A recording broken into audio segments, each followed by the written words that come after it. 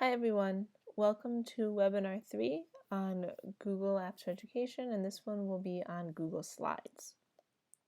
My name is Amy DeMarco and I am the one that is facilitating this course that you guys have all been taking. Just as a side note, when we're going through this, you might see it be a little bit, the image be a little bit blurry on your screen, and if that is the case, hover over the YouTube video like you see right now that I am doing. Go down here to the settings and then change the quality. I think it might be 144 you might have, but change it up to 480. This will make the screen nice and crystal clear, because I know if you do not do that, it will be a little bit blurry. And also on the right here, is where you can have a chat session. So if you have any questions that you want to ask myself or other people that are watching, go ahead and talk right in there. I might not be able to see it right now during the video. However, I will review it after. I'll answer any questions that you guys have. And at the end, I'll also be able to answer any questions that you see on there. So feel free to talk on there. And actually, this webinar is going to be about slides.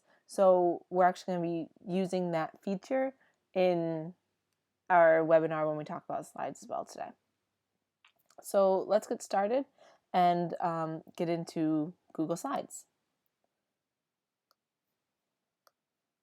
So as with all of our apps, there's a couple different ways that you can actually access Google Slides. So if we open up and go to Google, we can go to Google Slides and open it up right from here. Or we can also open it up from the Apps Manager in the top corner. A lot of times I also like to open up slides from Drive themselves. So if I'm in a folder, I can then just do create a new slide. So now we're going to go to Slides.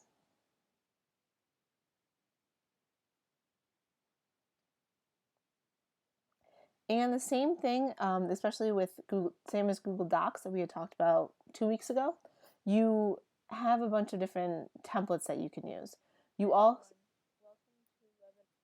also have access to your previous slides that you've created. So we have different templates, and we can see which ones we want to use. So you have a lesson plan, a book report, a field trip, science project, some for work. So if you're doing something more formal for your teachers. Nice personal ones, that'd be great for your class to make nice slideshows if your students want to make them themselves. So you can really choose a different template and what you want to use here. I had already created and opened up a Google slide, so I'm actually just going to click over here on this tab, and here's the Google slide that I was looking at. Now, the reason why I have it in this format and not as I didn't present it to you, because I want you guys to see all the different features within here. So the first thing we have is when we go to create a new slide, so we can say we create a new presentation.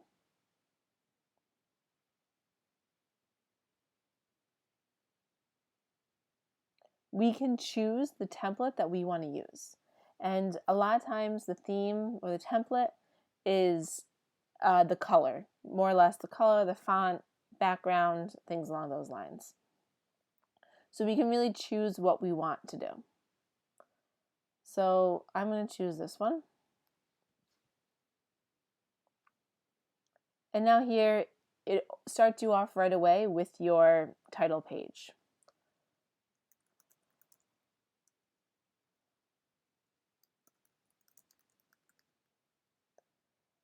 As you can see up here, it is not named. However, since I put a title down here as Webinar 3, it is automatically copied up there. If you want to put a little bit more information, you can always edit it, same as everything else. This tab right here is really important because you can add in additional slides, but change the actual format of them. If I come off of this and I just press the plus button, it will add in automatically just a regular title and text. So I have 2 titles and text. But say I want to do one with a different format. I click on the down arrow, and now I have different options. If I was going to insert a picture and wanted just a caption, I can click that. If you want one that looks like this, you can click on that and it automatically puts it down. So that's a really nice way to get in the habit of kind of just doing the arrow, so then you can choose your format every time.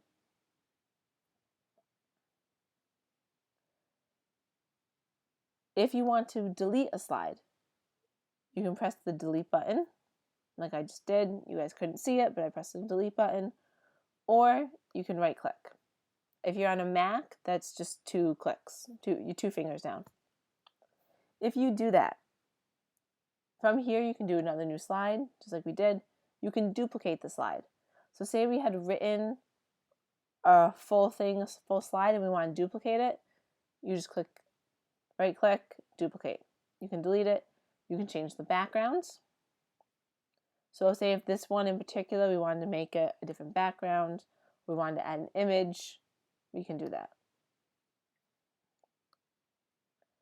We can also change the theme. And changing the theme is really important sometimes. And here's the theme right here. So changing the theme, say you created your own theme and you have a template that you like to use. You can then import the theme from maybe another program that uses slides or something similar, PowerPoint, and you can copy it over. So I make lessons through Field Trip, and we have a very particular format or theme that we use. So I can actually choose this one that I wrote on for Mount Everest, select it,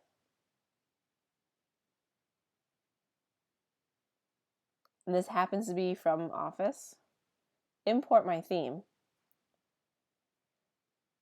and now anything I use will be in that format. So if I click here, you see that my little Field Trip icon's there, the text is the same, for the heading, for the title, for the subheadings, they're all the same. So if you created, or if you maybe bought a theme from somewhere else, I know there's great themes online that you can buy, and I've done it before. They have some great, with the infographics and everything that you can buy. If you want to do that, you can, and then you can just import the theme into Google Slides. Sometimes the formatting might be slightly, different or messed up a little bit, but with just a little bit of maneuvering, you can make it work. So just keep that in mind if you're really set on using Keynote on your Mac or something on, Microsoft or Office, you can move those themes over to Google Slides. So it's really a handy little tidbit to have. This is a little bit too dark for me right now, so I want to go back to my nice bright theme. And I'll delete these.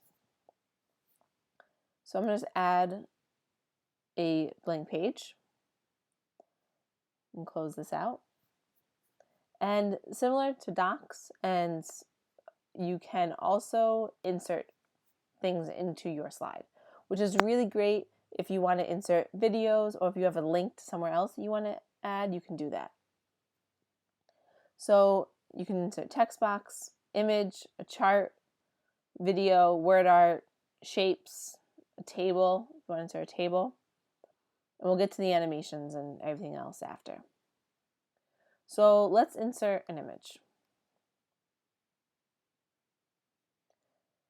You can either, same as in Docs, it's really nice that they keep everything pretty uniform across all the apps. Upload it from here. You can upload it, you can take a snapshot, URL, an album you have, your Google Drive if you have images in your Drive, or you can search. So the searching aspect is great because it allows you to not have to kind of maneuver back and forth between between your files up here. So let's say we're going to do a lesson on the Civil War. And so let's search for the Civil War.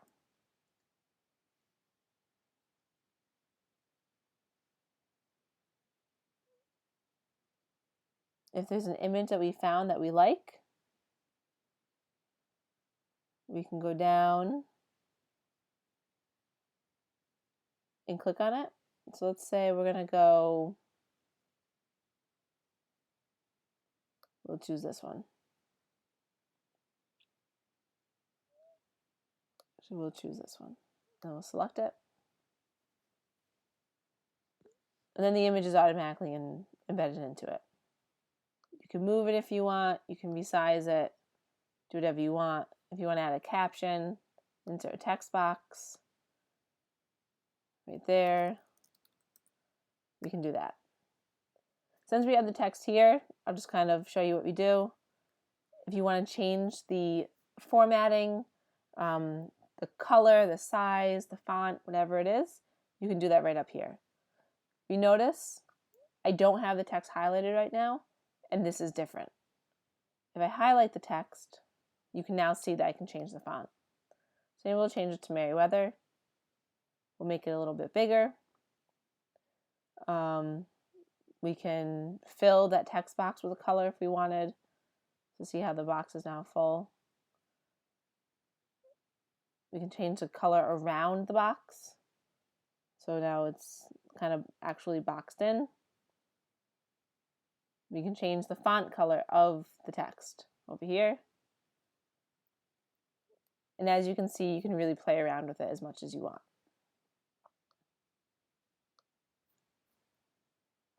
Let's make another slide. So we can, I right-clicked, we can duplicate it if we wanted to. So say if we duplicated it, now I have two of the same. I don't want to duplicate it, so I'm going to delete that. We can do another new slide. And now we have another blank one. Because when you click new slide, it will automatically kind of copy the format or the layout of the one previous. So in this one, let's insert a chart. We're going to insert a column. So as you can see, this is kind of a generic graph that has been placed here. Make it a little bigger, center it. And it's about point scores. So obviously this has nothing to do with the Civil War. If we click this little arrow, it's the same as in Knox if you were in that webinar 2 weeks ago, the same idea. So we click this little arrow right here, and it automatically made a new Excel sheet and brought us to an Excel sheet where we can fix the numbers. So let's say instead of period 1 and period 2, we want to say the Union and the Confederates. And here we want to say wounded, death, wounded and death.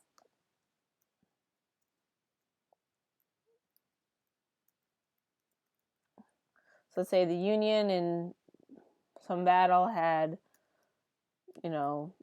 5,000 wounded and 1,000 dead, and the Confederates had 4,000 wounded and 2,500 dead. So it's been changed. We can change the title of it right here by clicking on it, and we'll say battle deaths. Whoa, not deaths.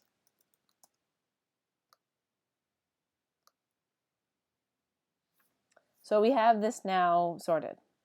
If we go back to our slide, you can see that it says update. So if we update it, it's been changed. So now this graph is what we just created in our sheet. And we'll get more into sheets next in our next webinar. Actually, it's all about sheets. But it's really nice that you can see how you can incorporate your sheets and your graphs very easily and seamlessly into your slide. So it makes it really nice. And also, you can insert video. So let's say in our next, we're going to make another slide. And we're going to go to this one. And we're going to write do video. And let's find a video.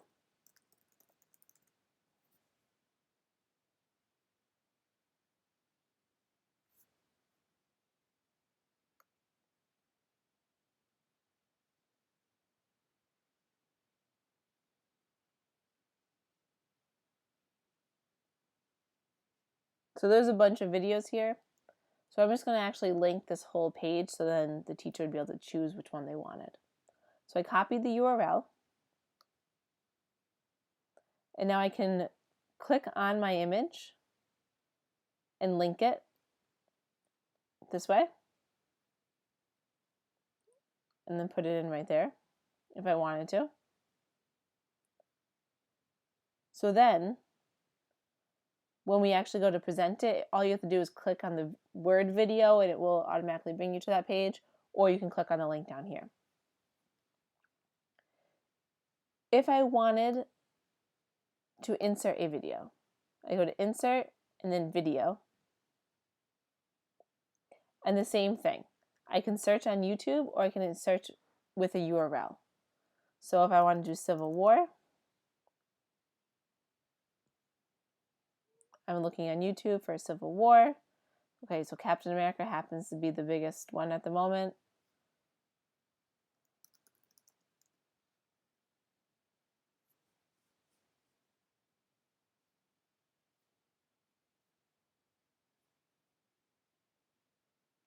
We'll choose this one, select it, and now it's been inserted into the video. So now our video has been inserted into the slide, I'm sorry. I can make this playing size bigger. And then when I go to present it, I'll actually be able to play the video right from here. It's important to note if you do this and you don't either have it linked to a video other than YouTube, or you don't have the file itself embedded into, already on your computer or something. If you cannot play YouTube on your school's Wi-Fi, this will most likely not work. Okay, so just because you might have created this at home and it's going to work great, when you go to school the next morning, the video might not actually play because the link can't connect to YouTube. So just keep that in mind when you are inserting videos. Always try to get them from, history.com, Smithsonian, some other PBS, some other website, just in case YouTube doesn't work. Because I know a lot of people have run into issues with that. So we have this, we have our video, we have a chart, we have an image, we have a little bit of text up here, we played with that, we've inserted links here. The next thing, a lot of times people love slides because they love the animations. They love, the way the slide changes, the way the words come in and out. So in order to do that, you do it right here. So you go to insert and then you go to animation. And then so from here, from the animation, you can change your slide transition. So between each slide, what do you want to happen? Do you want to fade? The flip, the cube, the gallery, whatever it is, will slide from right. You can also change how fast it is, how long it takes, and you can just apply it to all slides. If you just have it on one slide, clicked on one slide, it will only work on that slide, but now it'll work on all slides. You can also select an object to animate. So if I click here and select the object to animate, this text box right here, this webinar 3, will now fade in on click. And you can change it here. You can change in how you want to be. Maybe I want to spin in. If I then click here, I clicked on the text box that I want. I click on select an object to animate. It's now going to, let's say, fly in from the left on click, or I can have it after the previous one. So as soon as I clicked on the screen, the webinar 3 came in. The Google Slides can do it automatically if I click on after previous. If I click on with previous, they'll both happen together, or you can just have it on click and have it happen by itself.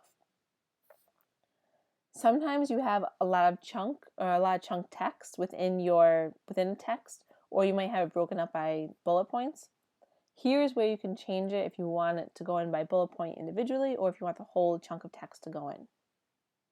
And same, you can change how fast or how slow it is right here. If you want to see what it looks like, just press play.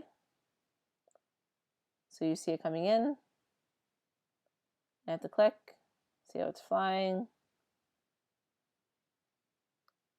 And I click again, and you can see it. So if you see this little red arrow down here, you can see what's happening. So I clicked, it spun. Now I have to click again, and it flew in from the right, flew in from the left, I'm sorry.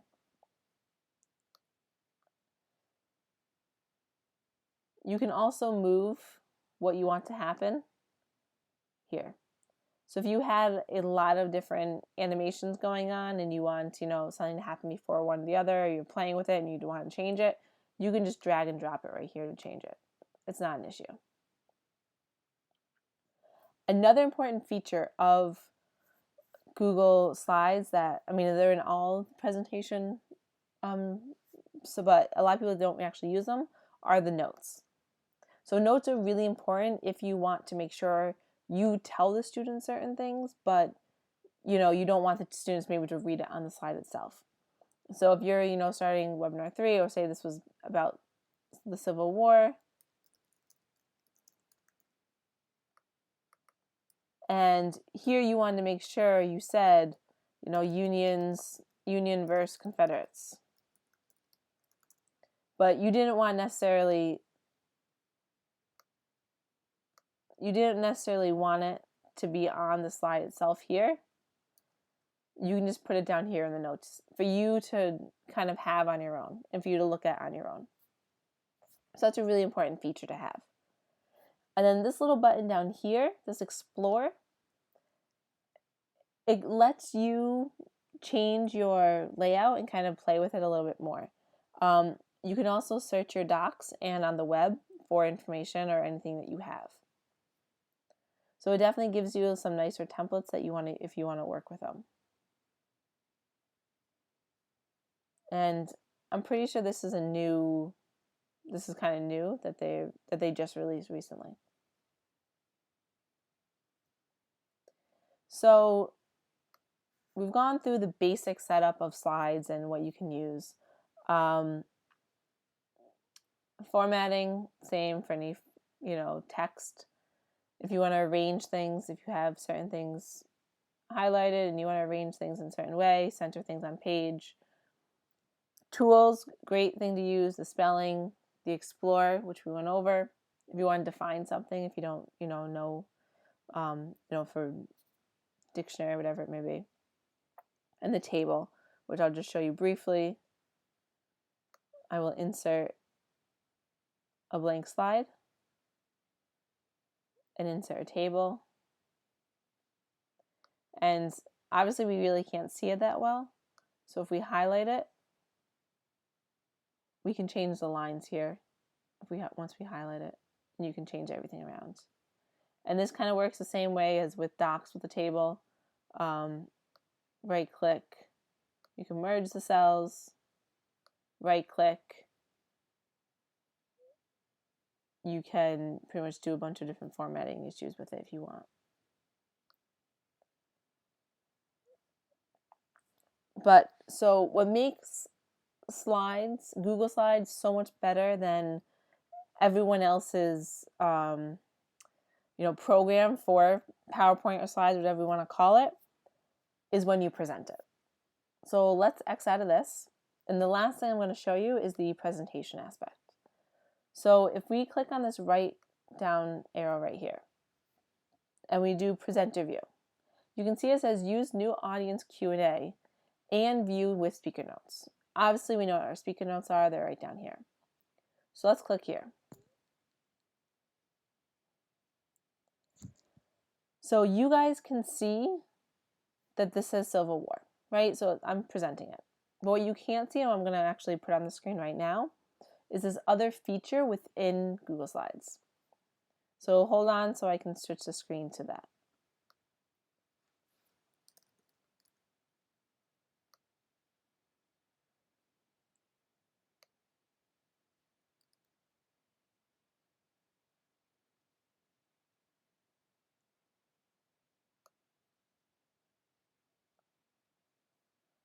Okay.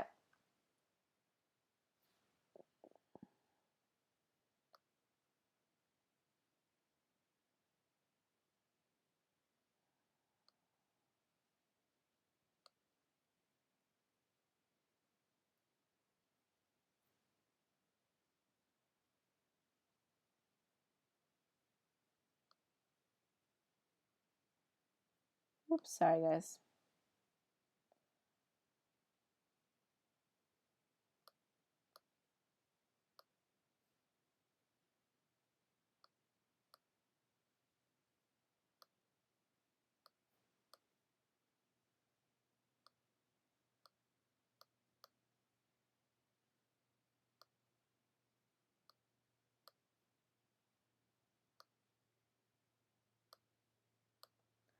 Okay, so when you first, go into presenter view, you see this. So you see my PowerPoint. You can see that I'm going to be switching through it. It slides over. It looks great, right? Great PowerPoint. But if I want to switch over to my presenter view, this shows me the slides I've been on, my previous slide, the next slide, and I can switch right here in between the slides if I wanted to. But I can also start a chat session. Just like we have a chat session going on right now, you can start a new question and answer. So it's on, and if I go back to my slide, notice at the top it says ask a question at goo.gl/slide/4kxzwd. If you go to that link right there, so let's all go type it into our link. So if we go to that link,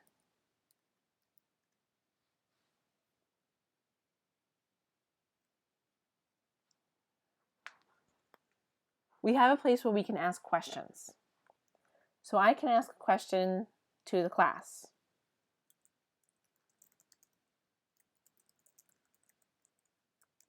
And I can either ask it as myself or I can ask anonymously. And then I submit it. So you can see I just wrote a question. If I go back to the screen, as a teacher, I can see this. Someone just asked me this. When was the Civil War? Well, if I'm a teacher and the students have this screen in front of them, and as I'm going through on the board, showing them different slides and videos and images, and the students have this screen in front of them, they can be asking me questions and not actually, raising their hand, maybe not disturbing class. And this is really great for students that are a little bit more shy and they're kind of afraid to ask questions and pose questions to the entire class.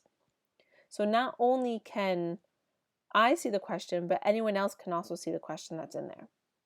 And then say you want to ask them a poll. You ask them a poll, you ask them a couple things. They can vote up, they can vote down, depending on what the question is. So you can kind of have a whole student discussion going on while you're also presenting. And the teacher is automatically, observing and watching what's going on. So it's not something that is kind of going on behind the teacher's back. And then say someone says something really great. That's a great question. Let's, present this to the whole class. You can then click present. And on the PowerPoint, what's presented is the question that was asked and who it was asked by. So this is a great way to engage students during a presentation, to get discussion going on outside of it, and to really have an interaction with the students while you're, giving the actual lesson. Within this Q&A feature as well, you have your speaker notes.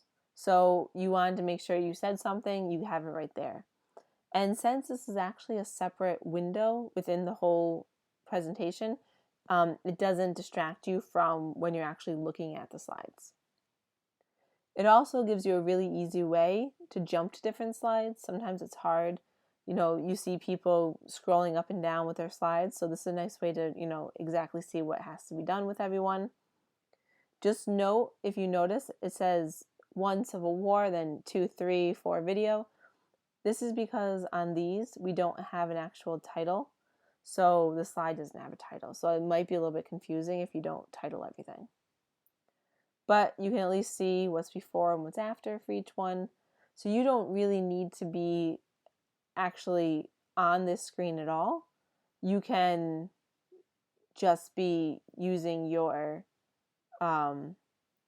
presenter view and kind of flip it through that way. You also have the time right here.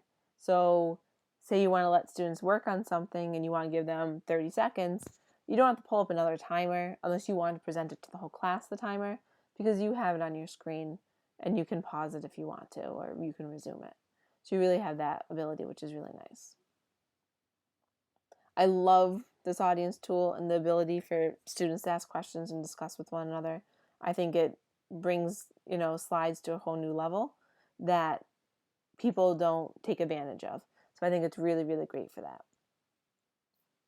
So we're coming to the end. This is pretty much the end of our webinar. We've covered all of slides. And all I'm going to ask you guys to do is to take this short survey. You don't have to put in your name or anything at the end. That's really if you just want, a follow-up with it. If you can put your email, that's great. Just so I have a running record of how many people and who's, participated in this, because this is, goes towards your course. If you have any questions right now, please ask me, write them on the chat session on our dashboard, and I will answer any questions that you guys have. I hope I can answer any questions that you guys have. If there's anything particular, if you have a particular question, if you're making a slide and you have a question about that, just please let me know. Okay?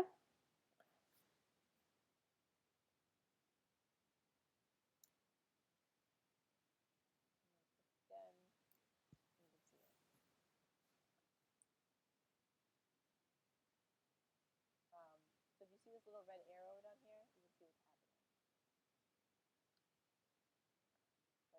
Click, it's spun, now I click again.